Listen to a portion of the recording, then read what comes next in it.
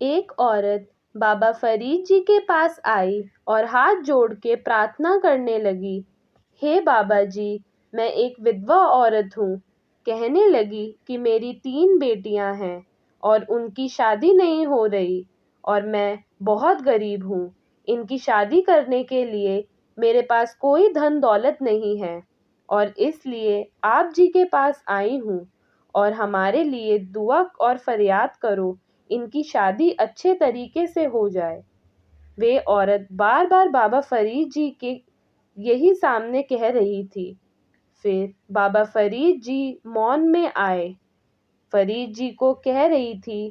پھر کچھ دیر بعد عورت کو کہا، جا باہر سے ایک مٹی کا پتھر لے کر آ۔ وہ بھاگ کر مٹی کا ٹکڑا لینے چلی گئی اور بابا فرید جی کے پاس لے آئی اور ان کو دے دیا۔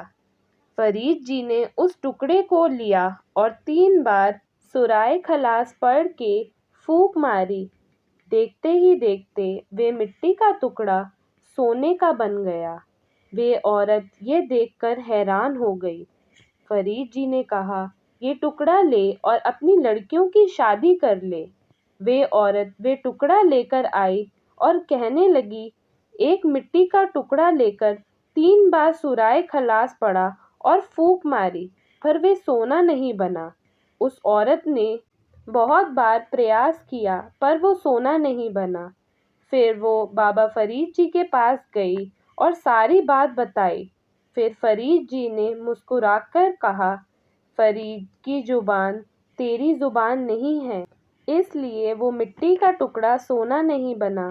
اسی طرح درباری فرید جی کے پاس آئے اور کہنے لگے کہ ہم بہت دور سے آئے ہیں، ہمارا آدھا راستہ طے ہو گیا ہے اور آدھا راستہ رہ گیا ہے۔ فرید جی نے انہیں کچھ کھجور دیے اور کہا کہ جلدی ہی اپنے استھان پہنچ جاؤ گے۔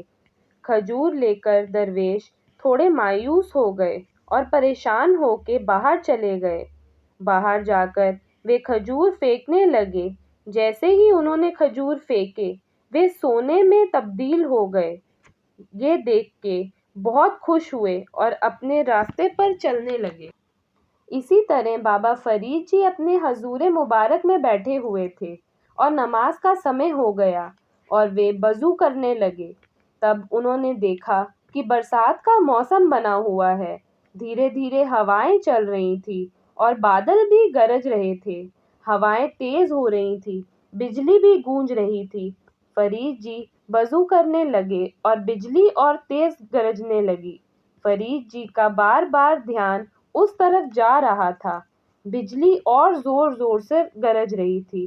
فرید جی پر جلال آ گیا اور بجلی کی طرف دیکھا، بجلی پھر زور سے گرج رہی تھی۔ فرید جی وضو کر رہے تھے، جس لوٹے میں وہ وضو کر رہے تھے بجلی اسی لوٹے میں سما گئی۔ پھر فرید جی نے نماز پڑھی اور لوٹے کی طرف دیکھا اور بجلی کو اشارہ کیا اور کہا، جو اللہ کی بندگی کر رہے ہوں تو انہیں تنگ نہ کیا کر۔ فرید جی کی ساری شرطیں اس بجلی نے مانی اور فرید جی کے حکم سے بجلی پھر سے آزاد ہو گئی۔ جب بھی بجلی گرجتی ہے، کوئی بھی فرید جی کا نام لے یا اپنے پیر و مرشد کا نام لے تو وہ بجلی نہیں گرتی۔